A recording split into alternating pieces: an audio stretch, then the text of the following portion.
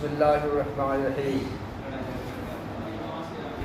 قلنا الضروری قد یقع فیہ خلاف اما لعناد او لقصور فی الادراک فإن العقول متفاوتة بحسب الفطرة باتفاق من العقلاء واستدلال من الآثار والشاهد الأخبار والنظری قد يثبت بنظر مخصوص لا يعبر عنه بالنظر كما يقال قولنا العالم متغير وكل متغير حادث يفيد العلم بحدوث العالم بالضرورة وليس ذلك بخصوصية هذا النظر بل لكونه صحيحا مقرونا بشرائطه فيكون كل نظر صحيح مقرون بشرائطه مفيدا للعلم وفي تحقيق هذا المنع زيادة تفصيل لا يليق بهذا الكتاب.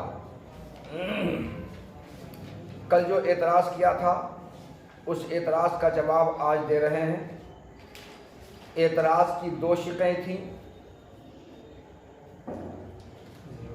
اعتراض کی پہلی شق یہ تھی کہ عقل کی نظر و فکر کا مفید علم و یقین ہونا یا تو ضروری ہوگا یا نظری ہوگا. ضروری ہونا بھی باطل، نظری ہونا بھی باطل. جب عقل کی نظر و فکر کے مفید علم و یقین ہونے کی دونوں شقیں باطل تو عقل کی نظر و فکر کا مفید علم و یقین ہونا باطل. پتہ چلا کہ عقل کا غور و فکر کرنا، مقدمات کو ترتیب دینا صاحب علم و یقین نہیں ہے، مفید علم و یقین نہیں ہے، عقل صاحب علم نہیں ہے. اس اعتراض کا جواب انہوں نے دیا ہے. پہلی شق کو اختیار کر کے جواب دیا ہے، اس کے بعد دوسری شق کو اختیار کر کے جواب دیا ہے. انہوں نے کہا کہ عقل کا غور و فکر کرنا مفید علم و یقین ہے. اب رہی بات آپ کی یہ کہ عقل کی نظر و فکر کا مفید علم و یقین ہونا اگر ضروری ہوتا تو اس میں اختلاف نہیں ہوتا. یہ آپ کہا نا، جیسا کہ الواحد نصف الاثنین یہ ضروری ہے، اس میں کسی اختلاف نہیں ہے. مگر عقل کی نظر و فکر کے مفید و یقین ہونے میں اختلاف ہے. سمنیہ اور ملاحدہ کہتے ہیں کہ عقل کا غور و فکر مفید و یقین نہیں ہے، اور اہل سنت والجماعت کہتے ہیں کہ اختلاف ہوا نا. تو آپ کا یہ کہنا کہ عقل کی نظر و فکر کا مفید یقین ہونا اگر ضروری ہوتا تو اس میں اسی طرح اختلاف نہیں ہوتا جیسے الواحد نصف الاثنین کوئی اختلاف نہیں ہے. یہ جو آپ نے کہا یہ غلط کہا آپ نے. عقل کی نظر و فکر کا مفید یقین ہونا بالکل ضروری ہے، اس بات کو مانتے ہیں. رہا آپ کا یہ کہنا کہ ضروریات میں اختلاف نہیں ہوتا، ہم اس بات کو نہیں مانتے ہیں. ضروریات میں بھی اختلاف ہوتا ہے، ضروری میں بھی اختلاف ہوتا ہے، بدیہی میں بھی اختلاف ہوتا ہے. اور یہ اختلاف یا تو عناد کی وجہ سے ہوتا ہے. کس کی وجہ سے؟ عناد کی وجہ سے، ہٹ دھرمی کی وجہ سے، ضد کی وجہ سے. ہمارے تمہارے درمیان اختلاف دشمنی چل رہی ہے بہت زبردست، اور ہم کہتے ہیں مرغی کو ایک ٹانگ ہوتی ہے، تم کہتے ہو دو ٹانگ ہوتی ہے. اور مرغی کو ایک ٹانگ ہونے کا پرچار زور و شور سے ہم کر رہے ہیں، اور تم کہتے ہو انہیں دو ٹانگ ہوتی ہے. تم نے لا کر کے رکھ دیا کہ دیکھیے مولانا مرغی کو دو ٹانگ ہے کہ نہیں ہے. ہم نے کہا بالکل ہم منوے نہیں کریں گے، ایک ہی ٹانگ اس کو ہوتی ہے. یہ اختلاف جو ہم کر رہے ہیں یار مرغی کو دو ٹانگ میں بدیہی بات ہے. یہ اس بدیہی بات سے اختلاف ہم کر رہے ہیں. ضروری ہے، بدیہی ہے، دو ٹانگ ہوتی ہے، سب جانتا ہے، مگر ہم اختلاف کیوں کر رہے ہیں؟ محض عناد سے. ہم تمہاری بات کو مان کر دے نہیں سکتے ہیں. پھر دے رہے تو پھر بات کیا رہی؟ تو مل گئے. ہم ہر بات میں اس سے اختلاف کریں گے، ہر بات میں اختلاف کریں گے. ہم اس کی بات کبھی مان ہی نہیں سکتے ہیں. کیوں؟ اس لیے کہ اندر سے ہم کو چڑ ہے، اس سے اندر سے اس سے چڑ، اس کی باتیں نہیں مانیں گے. اس کی ہم بریلویوں کو دیوبندیوں سے اندر سے چڑ ہے. اس لیے اگر یہ دو ٹانگ کی مرغی کو لا کر کھڑا کر دے گا کہ دیکھو دو ٹانگ ہوتی ہے، بریلوی اس کو نہیں مانے گا. کیوں؟ اندر اس کی بات کیسے مان لیں گے ہم؟ یہ کیا تھا؟ ایک گیا جو مطلب قاسم انتظار کر رہے تھے آجام میں، اسی طرح ایک قاسم آشا بھائی خالد رحمۃ اللہ علیہ وہی انتظار جہنم میں کر رہے ہیں. انتظار کا تیسرا چوتھا گیا. کمنٹ تو کنوین کرے گا. تو بریلوی ہے، اس کو اندر سے چڑ ہے، وہ مان ہی کر نہیں دے گا. کتنا اس کو کچھ کہو مان ہی کر دے دے گا. تو یہ کون کہتا ہے ضروریات میں اختلاف نہیں ہوتا ہے؟ ہوتا ہے. یہ اختلاف عناد کی وجہ سے ہوتا ہے، ہٹ دھرمی کی وجہ سے ہوتا ہے، ضد کی وجہ سے ہوتا ہے. ہم مان ہی کر نہیں دیں گے. جیسے سوفسطائیہ فرقہ ضروریات اور بدیہیات کے وجود سے اختلاف و انکار کرتا ہے. یہ پنکھا ہے نہ، پنکھا نہیں ہے، یہ گھوڑا گدھا بیل بکری سور کچر بندہ چچندر ہے، اختلاف کہتا ہے. تو جیسے سوفسطائیہ فرقہ ضروریات اور بدیہیات کے وجود سے اختلاف و انکار کرتا ہے، ظاہر ہے بدیہیات کا اختلاف کر رہا ہے، بدیہیات کا انکار کر رہا ہے، ضروریات سے اختلاف کر رہا ہے. تو کون کہتا ہے کہ ضروریات میں اختلاف ہوتا ہے؟ تو آپ کا یہ کہنا کہ اگر عقل کی نظر و فکر کا مفید و یقین ہونا ضروری ہوتا تو ضروریات میں اسی اختلاف نہ ہوتا. جیسے الواحد کے نصف اثنین ہونے میں اختلاف نہیں ہے مگر اختلاف ہے، پتہ چلا کہ عقل کی نظر و فکر کا مفید و یقین ہونا ضروری نہیں ہے. یہ جو آپ نے کہا غلط کہا. عقل کی نظر و فکر کا مفید و یقین ہونا ضروری ہے، اور یہ کہنا ضروریات میں اختلاف نہیں ہوتا ہے غلط، بلکہ اختلاف ہوتا ہے، اور یہ اختلاف عناد کی وجہ سے ہوتا ہے. جیسے سوفسطائیہ فرقہ نے تمام ضروریات اور بدیہیات کی وجود سے اختلاف کے انکار کیا، ظاہر بات یہ اختلاف انکار عناد کی بنیاد پر ہے. اور کبھی کبھی ضروریات سے اختلاف ہوتا ہے کسی قضیہ کے موضوع اور محمول کا ادراک اور علم نہ ہونے کی وجہ سے بھی، نہ ہونے کی وجہ سے بھی. تو ضروریات کا انکار اختلاف ہوتا ہے کسی قضیہ کے موضوع اور محمول کا صحیح ادراک نہ ہونے کی وجہ سے بھی. مثلا والوجود لیس بارض، ہم کو اور تم کو پوری دنیا کو معلوم ہے کہ والوجود کسے کہا جاتا ہے اور ارض کسے کہا جاتا ہے، یہ معلوم، ہم بھی جانتے، تم بھی جانتے، پوری دنیا جانتی ہے کہ والوجود کسے کہتے ہیں اور ارض کسے کہتے ہیں. تو جو والوجود کا معنی ارض کا معنی جانتا ہے اس کے لیے والوجود لیس بارض میں جو حکم لگایا جائے کہ والوجود ارض نہیں ہے، یہ حکم اس کے لیے ضروری ہے. کیا یہ حکم ضروری، حکم بدیہی ہے، یہ علم ضروری، علم بدیہی ہے. لیکن جو نہیں جانتا ہے کہ والوجود کسے کہتے ہیں، جو نہیں جانتا ہے کہ ارض کسے کہتے ہیں، تو اس کے لیے والوجود کا ارض نہ ہونا یہ نظری ہوگا کہ نہیں ہوگا؟ اس کے نظری ہوگا. تو ظاہر ہے اس کے بدیہی ہونے کا والوجود کے ارض نہیں ہے، والوجود کا عرض نہ ہونا بالکل نظری بلکہ بدیہی اور ضروری ہے، مگر اس کے ضروری اور بدیہی ہونے سے اختلاف و انکار کر کے اس کو نظری کہا رہا ہے. کیوں؟ اس لیے کہ موضوع اور محمول کا اس کو صحیح ادراک نہیں ہے، صحیح علم نہیں ہے، اس لیے اس کے بدیہی اور ضروری ہونے کا اختلاف انکار کرتا ہے، اس کو نظری کہا رہا ہے. تو یہ کہنا کہ عقل کی نظر و فکر کا مفید یقین ہونے کا ضروری ہونا صحیح نہیں ہے، کیونکہ ضروریات میں اختلاف نہیں ہوتا ہے، صحیح نہیں بلکہ ضروریات میں اختلاف ہوتا ہے. یہ اختلاف عناد کی وجہ سے ہوتا ہے، اور یہ اختلاف موضوع اور معمول کا ادراک نہ ہونے کی وجہ سے ہوتا ہے، یہ ادراک ہونے میں کمی ہونے کی وجہ سے ہوتا ہے. کیونکہ لوگوں کی عقلیں ایک جیسی نہیں ہوتی ہیں. ہماری تمہاری جیسی عقل ویسی عقل دوسروں کی نہیں ہے، یا دوسروں کی جیسی عقل ویسی ہماری تمہاری عقل نہیں ہے. ہماری تمہاری عقل کم، دوسروں کی عقل زیادہ، یا ہماری تمہاری عقل زیادہ، دوسروں کی عقل کم. تو چونکہ عقلیں پیدائشی طور پر مختلف ہوتی ہیں، اس لیے کسی کو کسی قضیہ کے موضوع اور معمول کا ادراک اور علم ہو جاتا ہے اور کسی کو نہیں ہوتا ہے. تو جس کو ہو جاتا ہے اس کے لیے یہ قضیہ ضروری اور بدیہی ہے، اور جس کو نہیں ہوتا اس کے لیے یہ قضیہ ضروری بدیہی نہیں ہے، اس کے ضروری بدیہی کو نہیں ماننا، نظری اس کے لیے ہے. البتہ پیدائشی طور پر لوگوں کی عقلیں مختلف ہوتی ہیں، اس پر عقلائے اہل سنت والجماعت کا اتفاق ہے، اور آثار و واقعات بھی اس پر دلالت کرتے ہیں کہ لوگوں کی عقلیں مختلف ہوتی ہیں، اور احادیث بھی اس بات کی گواہی دیتی ہیں کہ لوگوں کی عقلیں مختلف ہوتی ہیں. اہل سنت والجماعت کے عقلاء کا اس بات اتفاق ہے لوگوں کی عقلیں مختلف ہوتی ہیں، اور آثار و واقعات بھی اس بات پر دلالت کرتے ہیں کہ لوگوں کی عقلیں مختلف ہوتی ہیں. جیسے ایک واقعہ ہم بیان کر رہے ہیں، تاریخ میں واقعہ آتا ہے. امام ابو حنیفہ رحمۃ اللہ علیہ اپنے ایک رفیق سفر کے ساتھ سفر کر رہے تھے. راستے میں امام ابو حنیفہ رحمۃ اللہ علیہ کو پانی کی ضرورت پڑ گئی پینے کی.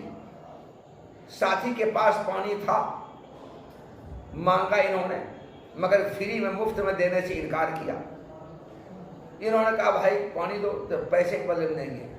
تو اتنا پانی کا کتنا لوگا پیسہ؟ تو پورے پانی کا 10 درہم لیں گے.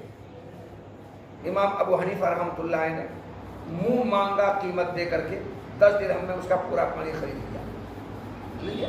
10 درہم جیسا پانی لے لیا، اپنے پاس لے لیا. اب کچھ پانی پی رہے ہیں، کچھ رکھے ہوئے ہیں. کچھ دیر کے بعد امام ابو حنیفہ رحمۃ اللہ ستو تھا، اس ستو کو پانی میں سان لیا. سانے کا نمک ڈالیں گے، نمک ڈال دیا، سان لیا، اور رفیق سفر کو کھانے میں شریک کر لیا. یہ بات تم کو معلوم ستو کھانے کے بعد پیاس لگتی ہے؟ یہ بات معلوم ہے؟ ہاں یہ بات معلوم ہے کہ نہیں؟ ستو کھانے کے بعد پیاس پانی کی طلب ہوتی ہے نا جی، بات ہے نا معلوم؟ تو ستو سان لیا اور رفیق سفر کو کھانے میں شریک کر لیا، آپ بھی کھائیے ہم بھی کھاتے ہیں، تو ان کو ستو کھلا دیا۔ اب تو کھلا دینے کے بعد ان کو تو بار بار پیاس، ایک بار نے بار بار ایک مطلب پانی مانگا پینے کے لیے تو تھوڑا سا دے دیا، پھر کچھ دیر کے بعد میں پانی دیا، اب نہیں دیں گے، پیاس بولتے رہے گا، چھٹ پٹ کر رہے پیاس سے، چھٹ پٹ کر رہے پیاس سے، تو کہا کہ ٹھیک ہے ایک پیالہ پانی دیں گے 10 درہم دیں گے۔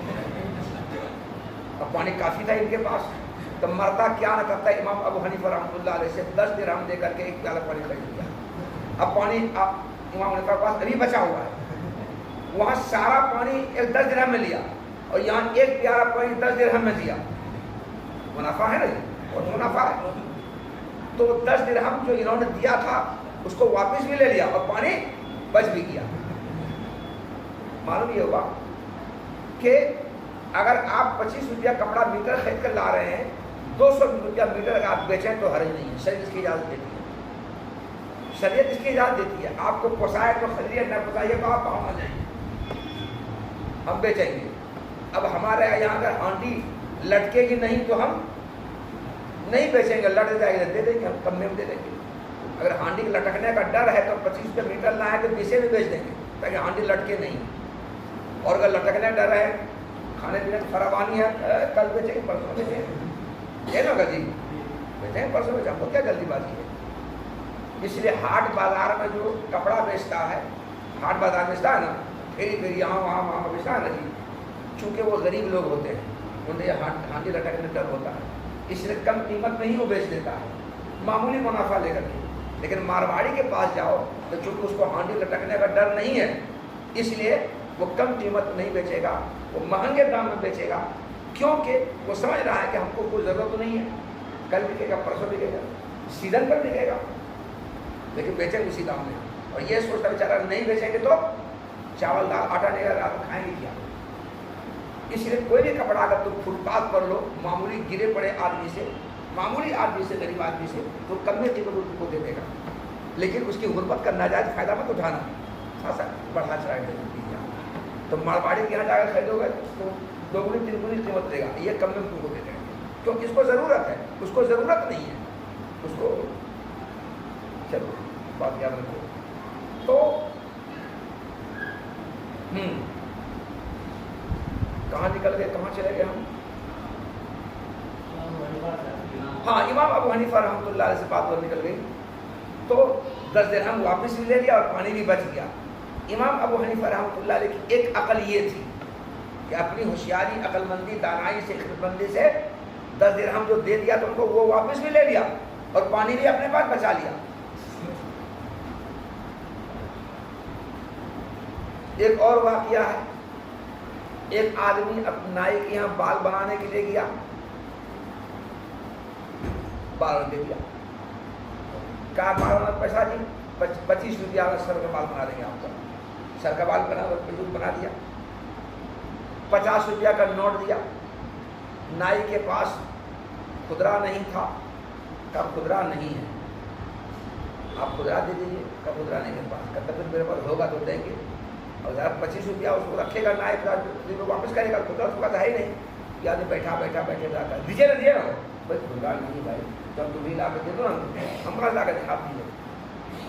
دونوں میں جھگڑا ہونے لگا، کافی دیر ہو گئی، بک بک گفتگو ہوتے ہوتے جھگڑا ہو گیا، تو اس نائی نے کہا دیکھو ہمارے میں جھگڑا ہوگا، اس جھگڑے کا ایک حل ہے، حل یہ ہے کہ 25 روپئے میں نے تمہارا بال بنا دیا ہے، اب 25 روپیہ میں تمہاری بیوی کا بال بنا دیا، اس کو پکڑ کر لاؤ، تمہارا پیسہ وصول ہو جائے گا۔ تو یہ آدمی اس مسئلے کے حل سے بڑا خوش ہوا، چلو میرا پیسہ وصول ہو جائے گا، گھر گیا اور اپنی بیوی کو پکڑ کر کے کھینچ کر کے نائی کے یہاں لایا، بٹھایا، وہ رو رہے ہم نہیں جائیں گے نہیں جائیں گے، بس کھینچ کر کے، ارے مرد سے سکے گی، وہ کھینچ کر کے لا کر کرسی پر بٹھا دیا کہ لیے اس کا بال بنا دیجیے۔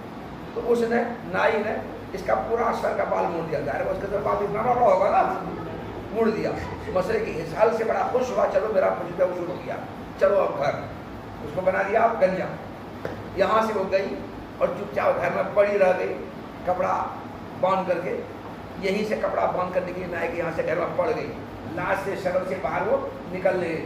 جیسے تم لوگ سر منڈوا لیتے ہو تو تم سر پر ہفتہ 10 دن کپڑا باندھ کر رکھتے ہو، اور ہم انشاءاللہ 2-3 دن بعد منڈوائیں گے، ہمارا دیکھیں منڈوائیں انشاءاللہ اس کے بعد۔ تو سال میں ہم 3-4 منڈوا لیتے ہیں، کچھ منڈواتے ہو، تو تم شرم حیا کی وجہ سے کپڑا باندھ کر رکھتے ہو، لگتا ہے کتنا بڑا تم نے پاپ کر لیا ہے کہ تم کو شرم لگتی ہے۔ تو وہ عورت تھی شرم حیا کے مارے گھر میں گھس کر کے پڑ گئی، باہر نکلتی نہیں ہے۔ کسی نے فون کر دیا سسرال میں، اس بابو جی کے سسرال میں ماں باپ کو، بھائی کو، تمہارے بہنوں نے تمہاری بہن کی کیا درگت بنائی ہے، تمہاری بیٹی کی، تمہارے دماغ نے کیا درگت بنایا، آ کر دیکھو۔ یہاں آ کر کے دیکھتا آج بارش کا سارا منہ دیا، کیا ہوا بیٹی؟ ایشور مہا یہ منصبا یہ پورا بال منڈوا دیا، مسئلہ کیا ہوا؟ اس نے اپنا بال سر کا منڈوایا تھا، کٹوایا تھا، کچھ اس کا باقی تھا، وصول کرنے کے لیے ہم کو اس نے زبردستی منڈوا کٹوا دیا، بڑا خوش ہے یہ۔ اپنے داماد کے عقل پر اور اپنے بہنوئی کی عقل پر سالہ اور سسر دونوں ماتم کرنے لگا، اور اپنی بیٹی کو اٹھا کر کے اپنا گھر لے گیا، وہاں رکھا، اور جب تک کہ سر کا بال بڑا بڑا نہیں ہو گیا تب تک سسرال بیٹی کو آنے نہیں دیا۔ اتنے دنوں تک داماد اپنی بیوی سے محروم رہا۔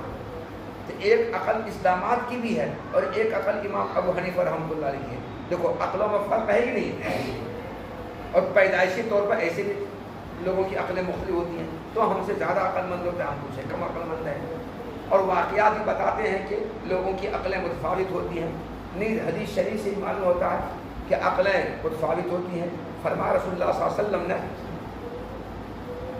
ہن ناقصات العقل، عورتیں ناقص العقل ہوتی ہیں۔ آپ نے فرمایا مردوں کے مقابلے میں ان کی عقل کم ہوتی ہے۔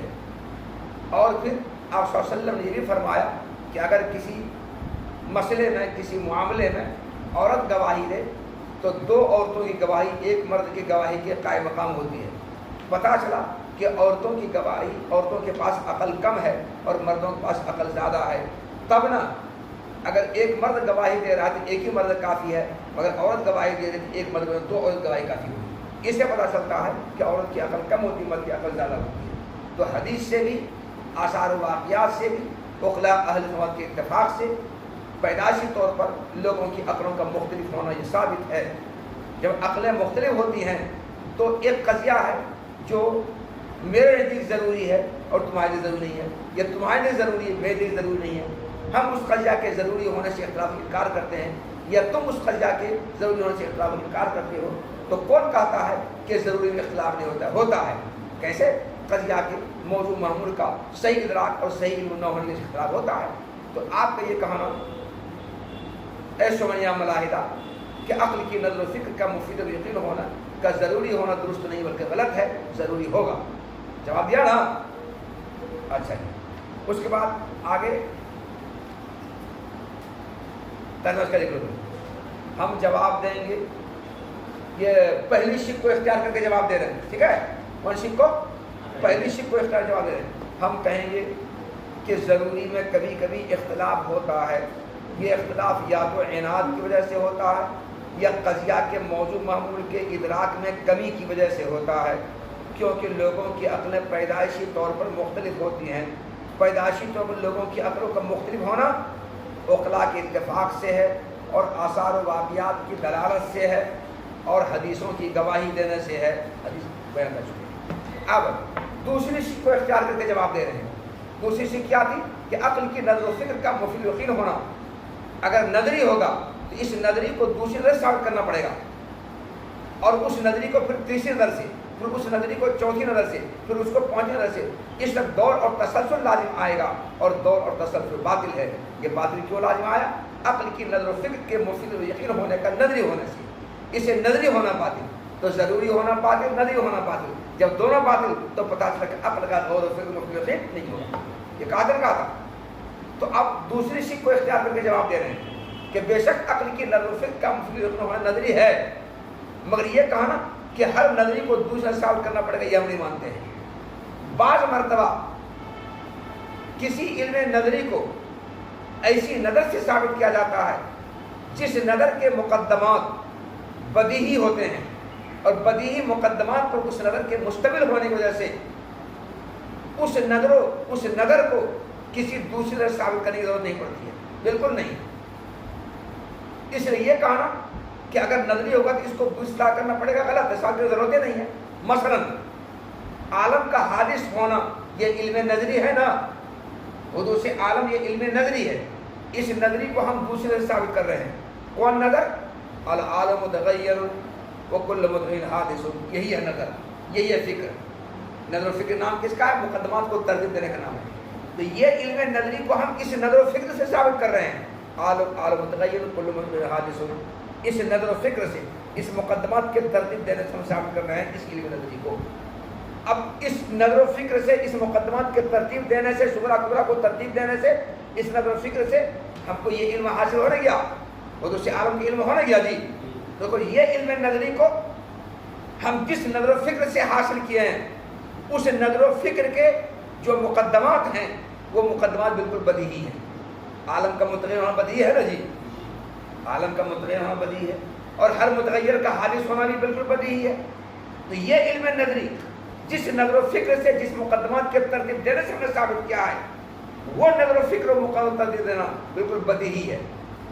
تو وہ نظر و فکر بدیہی مقدمات پر مشتمل ہے، اور بدیہی مقدمات مشتمل ہونے کی وجہ سے وہ نظر و فکر کسی دوسری نظر کے محتاج ہے ہی نہیں، کسی دوسری نظر کا محتاج نہیں ہے۔ پتہ العالم متغیر اپنے ثبوت میں کسی دوسری نظر کا محتاج ہے، کل متغیر حادث اپنے ثبوت میں کسی دوسرے محتاج ہے۔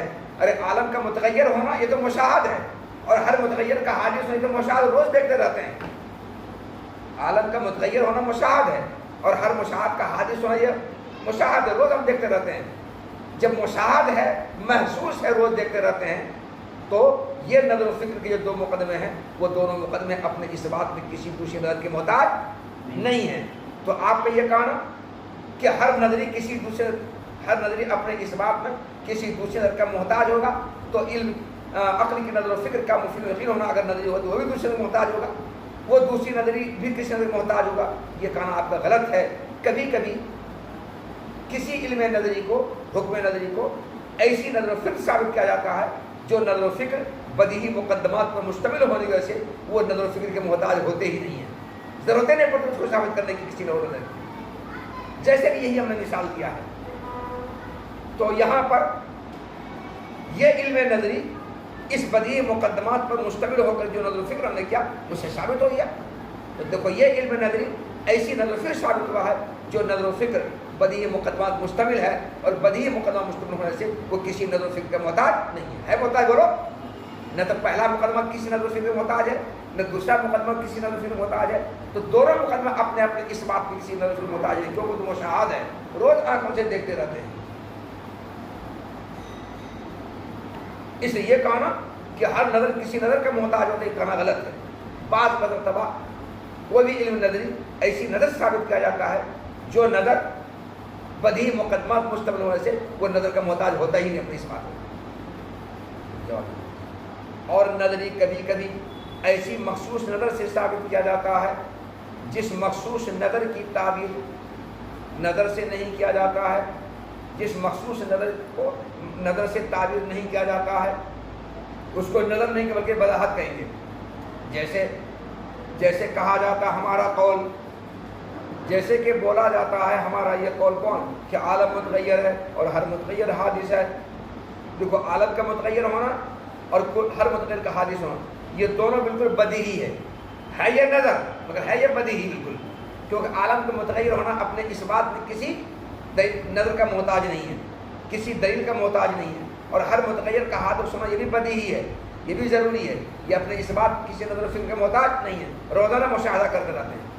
تو دیکھو یہ نظر و فکر حدوث عالم کی علم کا فائدہ دے رہا ہے، اور حدوث عالم کی علم کا فائدہ کیسے دیا؟ بدیہی طور پر کیسے دیا؟ ایک دم بدیہی طور پر حدوث عالم کی علم کا فائدہ دیا اس نے۔ تو دیکھو جو حدوث عالم کا جو علم ہے یہ علم نظری تھا، مگر اس کا فائدہ کس نے دیا؟ اس نظر و فکر دیا، دھیان دیا، اور جس نظر و فکر دیا وہ نظر و فکر بدیہی مقدمہ مشتمل ہونے سے اپنے اس بات کسی دوسرے کے محتاج نہیں ہے۔ تو آپ کا یہ کہنا کہ ہر نظر اپنے اس بات کسی دوسرے کے محتاج ہوتا ہے، اس لیے وہ بھی کسی نظر کا محتاج ہوگا، اور دور لازم ہے، یہ کہنا آپ کا غلط، دور لازم نہیں آئے گا۔ بات پوری ہو گئی۔ تنظر دیکھو، اور نظری کبھی کبھی یہ جواب دوسری شکل اختیار کر کے دے رہے ہیں. اور نظری کبھی کبھی ایسی مقصود سے ثابت کیا جاتا ہے جس مقصود نظر سے تعبیر نہیں کیا جاتا ہے. جیسے کہا جاتا ہے کہ جیسے ہمارا قول یہ بولا جاتا ہے عالم متغیر ہے اور ہر متغیر حادث ہے. یہ بدیہی طور پر حدوث عالم کے علم کا فائدہ دے رہا ہے. رکو یہاں پر. عقل کا غور و فکر کرنا مفید یقین ہے. اور اگر راضی رحمۃ اللہ علیہ کی یہ قضیہ محملہ ہے. کیا یہ قضیہ محملہ ہے. قضیہ محملہ وہ قضیہ کہلاتا ہے جس میں نہ تو کل نہ بعض کسی کے لیے سور لگایا گیا کوئی سور نہ ہو. تو اگر راضی رحمۃ اللہ علیہ عقل کی نظر و فکر کا مفید یقین ہونا قضیہ معاملہ ہے. وہ کہتے ہیں نظر العقل و فکر ہو مفید للعلم. نہ اس میں کل ہے نہ اس میں بعض ہے. قضیہ معاملہ ہے نا. اور یہ قضیہ معاملہ اس نظر و فکر سے ثابت ہو گیا. کون نظر و فکر؟ العالم متغیر و کل متغیر حادث. یہ نظر و فکر ہے نا جی. یہ مقدمات ترتیب دینا ہے نا. اس نظر و فکر سے اس مقدمات کو ترتیب دینے سے یہ قضیہ معاملہ ثابت ہو گیا. اور قضیہ معاملہ موجبہ جزیہ کے حکم میں ہوتا ہے جس کے صادق آنے کے لیے ایک مثال کافی ہے. تو اس ایک مثال سے یہ بات ثابت ہو گئی. کون ایک مثال؟ العالم متغیر. اس ایک مثال سے ثابت ہو گئی کہ عقل کا غور و فکر مفید یقین ہے. عقل کے لیے غور و فکر کیا کرنے کیا؟ نظر و فکر کیا کرنے کیا؟ مقدمات کو ترتیب کیا کرنے دیا. اس مقدمات کو ترتیب دینے سے غور و فکر کرنے سے نظر و فکر کرنے سے بتاؤ ہم کو حدوث عالم کی علم ہوا کہ نہیں واجی. اور حدوث عالم کا جو علم ہو یہ علم یقین ہے کہ نہیں ہے کہ زن ہے یہ یقین ہے بالکل. تو اس نظر و فکر سے ہمیں حدوث عالم کا علم یقین حاصل ہوا ہے. تو عقل کا غور و فکر کرنے سے علم و یقین حاصل ہوا کہ نہیں ہوا. عقل کے غور و فکر کرنے نے علم و یقین کا فائدہ دیا. تو عقل کا غور و فکر کرنا مفید یقین اور سبیل یقین ہوا کہ نہیں ہوا. یہی تو کہنا ہے کہ عقل کا غور و فکر کرنا مفید یقین ہے سبیل یقین ہے. تو عقل سبیل یقین ہوا. بات کو یقین ولیس ذلک بخصوص هذا النظر بل لکون صحیحا مقرون بالشرائط. اور وقت راضی رحمۃ اللہ علیہ عقل کی نظر و فکر کا مفید یقین ہونا یہ قضیہ معاملہ ہے. لیکن ایک ہے علامہ آمدی رحمۃ اللہ علیہ. آمدی علی سے علی مطلب آ میم ساکن تجدید دی آمدی. ان کی کتاب ہے شرح عقائد کی شرح ہے شرح رمضان آفندی. پتلی شرح ہے مگر بہت اچھی شرح ہے شرح رمضان آفندی. میں نے اس کا مطالعہ کے اشتہار کئی بار کیا ہے. تو علامہ آمدی رحمۃ اللہ علیہ کے نزدیک عقل کی نظر و فکر کا مفید یقین ہونا قضیہ محملہ نہیں ہے بلکہ قضیہ موجبہ کلیہ ہے. کیا یہ یعنی وہ یہ کہتے ہیں کہ کلو نظر عقل و فکر ہی مفید للعلم والیقین. عقل کا ہر نظر و فکر مفید یقین ہے. عقل کا ہر غور و فکر مفید یقین ہے. تو مجھ پر کلیہ ہو رہا کلو نظر عقل و فکر ہو مفید للعلم والیقین. عقل کا ہر غور و فکر مفید یقین ہے. تو ان کے نزدیک عقل کا غور و فکر کرنا عقل کا نظر و فکر کرنا عقل کی نظر و فکر کا مفید یقین ہونا یہ قضیہ معاملہ بلکہ قضیہ موجبہ کلیہ ہے. ولیس ذلک بخصوص نظر سے جو عبارت کا مطلب بیان کرنے جا رہے ہیں وہ مطلب علامہ آمدی کے مسلک کے مطابق مطلب بیان کرنے جا رہے ہیں. علامہ آمدی نے یہ کہا کہ ابھی جو نظر و فکر ہوا ہے عقل کے ذریعے العالم متغیر کل متغیر حادث یہ نظر و فکر ہوا مقدمہ ترتیب دیا غور و فکر ہوا. اس سے حدوث عالم کے علم جو فائدہ ہوا نا ابھی تو اس نظر و فکر سے اس مقدمات کو ترتیب دینے سے یہ جو علم ضروری حاصل ہوا پہلے نظر کا علم ضروری ہو گیا یہ تو ضروری طور پر جو علم حاصل ہوا ہے تو اس نظر و فکر کا یہ علم دینا اس وجہ سے نہیں ہے کہ یہ ایک مخصوص نظر ہے یہ خاص نظر ہے یہی نظر و فکر مفید علم و یقین ہوگا باقی دوسرا نظر و فکر مفید یقین ہوگا ایسا نہیں ہے.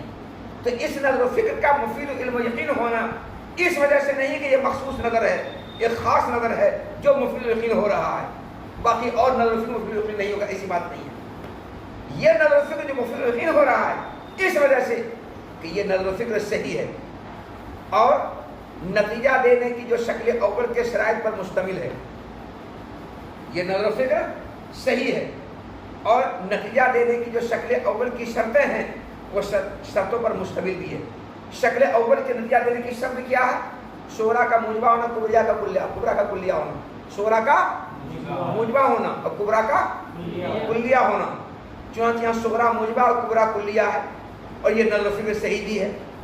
تو اس نظر و فکر سے جو ہمیں علم ہوا حدوث عالم کا، اس وجہ سے نہیں کہ یہ مخصوص نظر ہے، خاص نظر ہے کہ اسی نظر و فکر سے یہ علم حاصل ہوگا، دوسرے نظر و فکر سے علم و یقین حاصل نہیں ہوگا، ایسی بات نہیں ہے۔ بلکہ یہ نظر و فکر اس وجہ سے مفید یقین ہوا کہ یہ صحیح نظر و فکر ہے، اور شکل اول کے نتیجہ دینے کی جو شرطیں ہیں ان شرطوں پر مشتمل ہے، اس وجہ سے یہ مفید یقین ہو رہا ہے۔ تو اس نظر و فکر کے مفید علم و یقین ہونے کی علت نظر و فکر کا صحیح ہونا اور نتیجہ دینے کی شکل اول کے نتیجہ دینے کی شرطوں پر مشتمل ہونا، یہی علت ہے۔ اور علت کا اشراک حکم کے اشراک کو مستلزم ہوتا ہے، جہاں تک علت پائے گی وہاں حکم پایا جائے گا۔ بس ہر وہ نظر و فکر جہاں یہ علت پائی جائے گی، کون علت؟ کہ وہ نظر و فکر صحیح ہو اور شکل اول کے نتیجہ دینے کی شرطوں پر مشتمل ہو، جہاں جہاں یہ علت پائی جائے گی بے شک وہاں مفید یقین ہوگا، وہاں مفید یقین ہوگا۔ جیسے کہ یہ نظر و فکر صحیح ہے اور شکل اول کے نتیجہ دینے کی شرط پر مشتمل ہے، کیونکہ شکل اول ہے یہ العالم متغیر کل متغیر حادث، شکل اول ہے، اور شکل اول میں نتیجہ دینے کی شرط کیا ہے؟ شبرا کا موجبہ ہونا، شبرا موجبہ ہے، کبرا کا کلیہ اور کبرا کلیہ ہے نا؟ تو یہ شرط جہاں جہاں پائی جائے گی وہاں وہاں وہ نظر و فکر مفید یقین ہوگا، صحیح یقین ہوگا۔ تو اس نظر و فکر کا مفید یقین ہونے کی وجہ اور علت یہ نہیں ہے کہ یہ مخصوص نظر ہے جو علم و یقین کا فائدہ دے رہا ہے، بلکہ اس نظر و فکر کا مفید یقین ہونے کی علت یہ ہے کہ یہ صحیح نظر و فکر ہے اور نتیجہ دینے کی شکل اول کے نتائج شرط پر مشتمل ہے۔ بس یہ علت جس نظر و فکر میں پائی جائے گی وہ نظر و فکر مفید یقین ہوگا، صحیح یقین ہوگا، یہی بات کر رہے ہیں۔ وہ لیس ذالک بخصوص ھذا النظر، اور اس نظر و فکر کا مفید یقین ہونا اس نظر کے خاص ہونے کی وجہ سے نہیں ہے، اور اس نظر کا مفید یقین ہونا اس نظر کے خاص ہونے کی وجہ سے نہیں ہے، بلکہ اس نظر کا مفید یقین ہونا اس وجہ سے ہے کہ یہ صحیح نظر و فکر ہے اور نتیجہ دینے کی شرطوں پر مشتمل ہے۔ بس ہر وہ نظر جو صحیح ہو اور نتیجہ دینے کی اپنی شرطوں پر مشتمل ہو وہ علم و یقین کا فائدہ دے گا وہ فی تحقیق ھذا المنع زیادہ تفصیل کر۔ اور یہ جو اعتراض ہے، کون اعتراض؟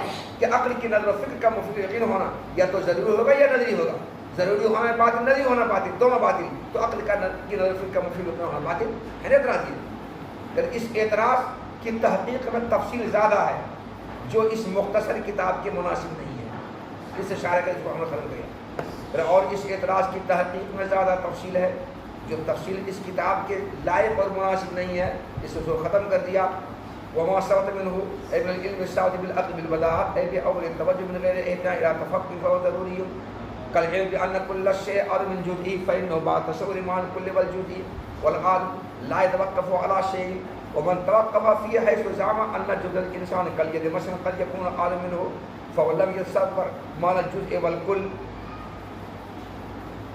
وما ثبت منه بالاستدلال اي بالنظر في الدليل سواء كان استدلالا بالعلة المعلوم كما اذا راى نارا فعلم ان لها دخان او من المعلوم العلة كما اذا راى دخان فعلم ان هناك نارا وقد يخص الاول باسم التائل والثاني بالاستدلال فهو اكتسابي اي حاصل بالكسب وهو مواصل اسباب الاختيار كصرف العقل والنظر في المقدمات في الاستدلاليات والاصغاء والتقليب الحدقة والنحو ذلك في الحسيات فالاكتسابي عامل الاستدلالي لأنه الذي يحصل بالنظر في الدليل فكل استدلالي اكتسابي ولا عكس كالإبصار الحاصل بالقصد والاختيار۔ رکو، عقل کی مدد سے جو علم حاصل ہوتا ہے اس کی دو قسمیں ہیں۔ عقل کی مدد سے جو علم حاصل ہوتا ہے اس کی دو قسمیں ہیں۔ اس سے پہلے ماتر رحمۃ اللہ علیہ نے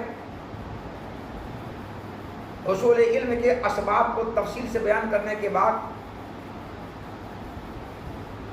جن اسباب سے علم حاصل ہوتا ہے ان اسباب سے حاصل ہونے والے علم کی نوعیت بیان فرمائی۔ انہوں نے کہا حصول علم کے اسباب حواس ہیں، خبر صادق ہے، پھر خبر صادق کی 2 قسم ہیں، خبر متعلق اور خبر رسول ہے۔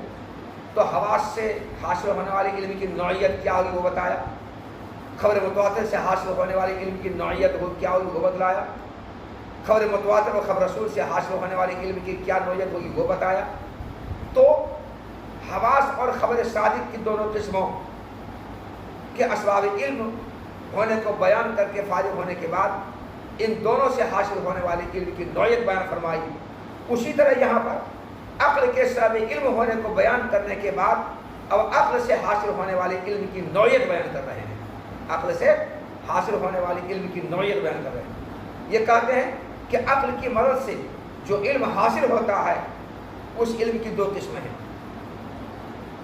عقل کی مدد سے حاصل ہونے والا علم بدیہی طور پر اگر حاصل ہو رہا ہے، یعنی پہلی توجہ میں حاصل ہو رہا ہے، نظر و فکر کی حالت کے بغیر اگر حاصل ہو رہا ہے، تو عقل کی مدد سے حاصل ہونے والا یہ علم ضروری کہلائے گا۔ کیا کہلائے گا؟ یہ علم ضروری کہلائے گا۔ اور اگر عقل کی مدد سے حاصل ہونے والا علم دلیل کے ذریعے حاصل ہو رہا ہے، استدلال کے ذریعے حاصل ہو رہا ہے، دلیل پیش کرنے کے ذریعے حاصل ہو رہا ہے، تو عقل کی مدد سے حاصل ہونے والا یہ علم اقتصادی کہلائے گا۔ کیا کہلائے گا؟ تو عقل کی مدد سے حاصل ہونے والا علم اگر بدیہی طور پر حاصل ہو رہا ہے، یعنی پہلی توجہ میں حاصل ہو رہا ہے، نظر و فکر کی ضرورت کے بغیر حاصل ہو رہا ہے، یہ حاصل ہونے والا علم کیا کہلائے گا؟ علم ضروری کہلائے گا۔ اور عقل کی مدد سے حاصل ہونے والا علم اگر دلیل پیش کرنے کے ذریعے حاصل ہو رہا ہے، مقدمات کو ترتیب دینے سے حاصل ہو رہا ہے، نظر و فکر سے حاصل ہو رہا ہے، تو یہ علم حاصل ہونے والا علم اقتصادی کہلائے گا۔ تو عقل کی مدد سے حاصل ہونے والا علم کی 2 قسمیں ہو گئی نا، ایک علم ضروری، دوسرا علم اقتصادی۔ تو عقل کی مدد سے حاصل ہونے والے علم کی 2 قسمیں کی، علم ضروری اور علم اقتصادی کہلائی انہوں نے۔ وہ علم ضروری اور علم اقتصادی یہ دونوں قسم ہوئے۔ اب مقسم کیا ہوا؟ عقل کی مدد سے حاصل ہونے والا علم، تو علم مقسم اور یہ دونوں قسم ہوئے۔ عقل کی مدد سے حاصل ہونے علم کی یہ دونوں قسمیں ہوئی، کون؟ ضروری اور اقتصادی، یاد رکھنا یہ دونوں آپ دونوں قسم ہوئے۔ اس کے بعد سارے کہتے ہیں، اس کی مثال دے رہے ہیں۔ کس کی مثال؟ عقل کی مدد سے حاصل ہونے والے علم ضروری ہوتا ہے، اس کی مثال دے رہے ہیں۔ مثال، تم نے عقل کی مدد سے کل کا معنی بھی جانا، اور عقل کی مدد سے جز کا معنی بھی جانا، اور عقل کی مدد سے اعظم کا بھی معنی جانا۔ تو کل کا معنی، جز کا معنی، اعظم کا معنی، ان تینوں کا معنی تم نے عقل کی مدد سے جان لیا۔ عقل کی مدد سے ان تینوں معنی کا جان لینے کے بعد اب بدیہی طور پر پہلی توجہ میں نظر و فکر کی ضرورت کے بغیر کل کا اپنے جز سے بڑا ہونے کا علم تم کو حاصل ہو جاتا ہے، اور یہ علم ضروری ہے۔ یہ علم ہے کل کا اپنے جز سے بڑا ہونے کا علم تم کو حاصل ہو گیا، یہ علم ضروری ہے۔ دیکھو جی، کل کا معنی، جز کا معنی اور اعظم کا معنی جان لینے کے بعد کل کا اپنے جز سے بڑا ہونے کا جو علم حاصل ہوا، یہ علم ضروری ہوا۔ یہ علم ضروری عقل کی مدد سے حاصل کیا ہے، لیکن بدیہی طور پر حاصل ہوا ہے، پہلی توجہ میں حاصل ہوا ہے، نظر و فکر کی ضرورت کے بغیر حاصل ہوا ہے۔ کل اپنے جز سے بڑا ہوتا ہے، یہ مطلب علم ضروری ہوا ہے، کیونکہ اس میں نظر و فکر کی نظر و فکر کی کوئی حاجت نہیں ہے، نظر و فکر کی کوئی ضرورت نہیں ہے، مقدمات کو ترتیب دینے کی کوئی ضرورت نہیں ہے، غور و فکر کرنے کی کوئی ضرورت نہیں ہے۔ بغیر غور و فکر کے، بغیر مقدمات ترتیب کے، بغیر نظر و فکر کے کل کا اپنے جز سے بڑا ہونے کے علم حاصل ہو جاتا ہے۔ یہ علم کون علم؟ علم ضروری ہوا۔ لیکن بعض لوگوں نے یہ کہا کہ کل اپنے جز سے بڑا نہیں ہوتا، غلط بات ہے، بلکہ جز اپنے کل سے بڑا ہوتا ہے۔ مثلا پیدائشی طور پر کسی انسان کے ہاتھ کو دیکھا، کیا ہاتھ دیکھا؟ ہاتھ یہاں سے لے کر کے وہ وہاں دروازے تک ہے۔ کسی انسان کو پیدائشی طور پر اس کا ہاتھ دیکھا کہ وہاں دروازے تک ہے۔ اب اسے سمجھا کہ بھائی کل جز سے بڑا کہاں، بلکہ جز اپنے کل سے بڑا ہو رہا ہے، کیونکہ کل ہوا یہ بدن اور جز ہوا ہاتھ، تو ہاتھ تو یہاں سے دروازہ تک ہو گیا اور بدن تو وہاں سے یہیں تک ہو رہا ہے، 3.5 فٹ کے برابر ہو رہا ہے، کہاں زیادہ لمبا ہو رہا ہے۔ تو یہ کہاں کل اپنے جز سے بڑا ہوتا ہے، صحیح نہیں، بلکہ جز اپنے کل سے بڑا ہو گیا، یہ کسی نے کہا۔ تو اس کا جواب یہ دیا کہ اگر کسی انسان کے ہاتھ کو مثال کے طور پر 10 فٹ کا ہاتھ دے کر وہ کہہ دے کہ نہیں کل اپنے جز سے بڑا نہیں ہوتا ہے، بلکہ جز اپنے کل سے بڑا ہوتا ہے، اگر وہ یہ کہہ دے تو اس کی کم عقلی ہے، اس کی بیوقوفی ہے۔ اس نے دراصل کل کا معنی سمجھا ہی نہیں اور جز کا معنی سمجھا ہی نہیں۔ اگر جز اور کل کا معنی سمجھتا، یہ نہیں کہتا کہ बड़ा होता ही चलते, गरचे हाथ यहाँ से वहां तक है, वो बोलवे नहीं करता, क्योंकि कुल ये हाथ है पूरे जिस्म समेत, कुल ये हाथ है पूरे जिस्म समेत, तब पूरे जिस्म समेत ये हाथ कुल हुआ, तनहा हाथ कुल नहीं है बल्कि पूरे जिस्म समेत हाथ कुल हुआ, और जुज हुआ सिर्फ हाथ। अब अगर जुज अपने कुल से बड़ा होगा तो शय का अपने आप से बड़ा होना लाजिम आएगा, और कोई विषय अपने आप से बड़ा होता नहीं है। अगर जुज अपने कुल से बड़ा होगा तो किसी चीज का अपने आप से बड़ा होना लाजिम है, क्योंकि ये जुज इसी कुल में शामिल है ना जी। तो जिसने ये कहा किसी इंसान के हाथ को लंबा देख करके कि देखो जुज अपने कुल से बड़ा है, इसलिए ये कहना कुल अपने जुज से बड़ा होता है, सही बल्कि जुज अपने कुल से बड़ा होता है। अगर किसी ने ये कहा है तो दरअसल उसने कुल और जुज का माना समझा ही नहीं, अगर समझता तो ये नहीं कहता, क्योंकि कुल इस हाथ को कहा जाता है पूरे जिस्म समेत, और जुज सिर्फ हाथ है, जो सिर्फ हाथ है, और कुल पूरा के पूरा यहाँ से है। अब अगर ये जुज अपने कुल से बड़ा होगा तो ये अपने आप से बड़ा हो जाएगा, क्योंकि ये जुज अपने इसी कुल में शामिल है। तो अगर ये जुज अपने कुल से बड़ा होगा तो ये अपने आप से बड़ा हो जाएगा, और किसी शय का अपने आप से बड़ा होना बातिल है, हो ही नहीं सकता है। ये बातिल लाजिम क्यों आया? जुज को अपने कुल से बड़ा मानने से, इसलिए कोई जुज अपने कुल से बड़ा नहीं होता है। दोबारा कुल का अपने जुज से बड़ा होना ये बदीही है, ये ज़रूरी है, ये पहली तवज्जो में नज़र फ़िक्र के हाथ के बगैर अक्ल मत से हासिल होता है। आज अगले बात ये इल्म ज़रूरी बात। और जो इल्म अक्ल की मदद से दलील में गौर फिक्र करने के जरिए हासिल हो, इस्तिदलाल के जरिए हासिल हो, वह इल्म इक्तिसाबी कहलाता है। चाहे ये इस्तिदलाल इल्लत से मालूल पर करो या मालूल से इल्लत पर इस्तिदलाल करो। इल्लत से मालूल पर इस्तिदलाल, जैसे धुआं मालूल है और इल्लत आग है ना? धुआं मालूल है और इल्लत आग है। कोड़ा मैदान में यहीं से तुमने धुआं उठते हुए देखा, तो धुआं उठते हुए देखा, धुआं उठते हुए देखकर तुमने क्या कहा कि वहां पर आग जरूर होगी, आग जरूर होगी, क्योंकि आग के बगैर धुआं उठ नहीं सकता है। तो तुमने धुआं से आग के वजूद पर इस्तेलाल क्या नहीं किया? धुआं से आग के वजूद पर इस्तेलाल किया। किससे इस्तेलाल किया? धुआं आग के वजूद पर धुआं से इस्तेलाल किया, मालूल से इल्लत पर इस्तेलाल किया, मालूल से इल्लत पर इस्तेलाल किया। क्या नहीं किया? मालूल से इस्तेलाल किया इल्लत पर, कि जब धुआं उठ रहा है तो आग जरूर मौजूद है, ये मालूल से इल्लत इस्तेलाल हुआ। अच्छा जी, कहीं पर तुमने यहाँ पर आग देख ली, जब तुमने कहा आग यहाँ पर, धुआं जरूर होगा, क्योंकि धुआं के बगैर आग हो नहीं सकती है, धुआं के बगैर आग हो नहीं सकती है। तो आग के वजूद से धुआं के वजूद पर इस्तेलाल किया, ये इल्लत से माल के वजूद पर इस्तेलाल हुआ नहीं हुआ? ये इल्लत से माल के वजूद पर इस्तेलाल हुआ। तुम अपने बंद कमरे में सोए हुए हो, खिड़की खोलकर देखा सूरज निकल गया है, तो तुमने सूरज के निकले हुए होने को देखकर दिन के मौजूद होने पर इस्तेलाल किया। दिन का मौजूद होना मालूल और सूरज के निकला हुआ होना इल्लत, तो तुमने यहाँ इल्लत से माल पर इस्तेलाल किया। तो अब बताओ, चाहे धुआं के वजूद पर आग से इस्तेलाल करो या आग के ऊपर धुआं से इस्तेलाल करो, धुआं के मौजूद होने का इल्म या आग के मौजूद होने का इल्म, ये इल्म इक्तिसाबी हुआ। क्या वजह?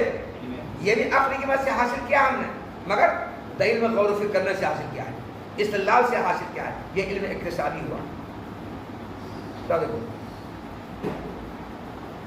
वमा सबता मिनहु, यानी मिनल इल्म साबित बिल अक्ल, अक्ल की मदद से हासिल होने वाला जो इल्म है, अक्ल की मदद से बदीही तौर पर हासिल होने वाला इल्म, यानी पहली तवज्जो में अक्ल की मदद से हासिल होने वाला इल्म, नज़र फ़िक्र की हाजत के बगैर और फ़िक्र हाजत के बगैर, ये इल्म ज़रूरी है। और वो इल्म जो अक्ल की मदद से बदीही तौर पर हासिल होता है, यानी पहली तवज्जो में हासिल होता है, नज़र फ़िक्र की हाजत के बगैर हासिल होता है, ये इल्म ज़रूरी है।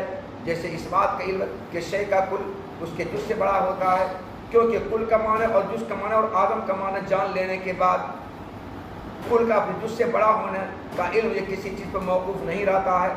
और जिसने कुल का अपने जुज़ से बड़ा होने में इस वजह से तवक्कुफ़ किया कि उसने ये ख्याल किया कि इंसान का जुज़ मसलन हाथ कभी कभी उसके कुल से बड़ा होता है, उसने दर हकीकत जुज़ और कुल का माना समझा ही नहीं, लंबी सफ़र समझा ही नहीं, अगर समझता ये नहीं कहता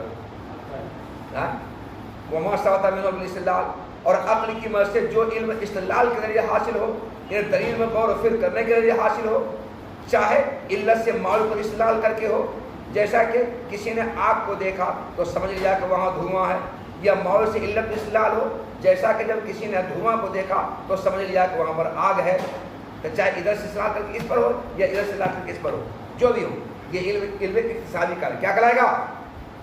یہ علم اقتصادی کہلائے گا۔ اور کبھی کبھی پہلے کو تعلیل کے نام کے ساتھ خاص کیا جاتا ہے اور دوسرے کو استدلال کے ساتھ خاص کیا جاتا ہے، فہو اقتصادی، بس یہ علم اقتصادی۔ کون علم اقتصادی ہے؟ عقل کی مدد سے استدلال کے لیے حاصل ہونے والا علم اقتصادی ہے۔ اور اس نے کہا پہلے کو تعلیل کے نام کے ساتھ خاص کیا تھا اور دوسرے کو استدلال کے ساتھ، کیا علت سے معلوم پر استدلال کرنے کو کیا کہتے ہیں؟ تعلیل، اور معلوم سے علت استدلال کرنے کو استدلال۔ علت سے معلوم استدلال کرنے کو کیا کہا تھا جی؟ تعلیل، اور معلوم سے علم استدلال کرنے کو استدلال کہا جاتا ہے۔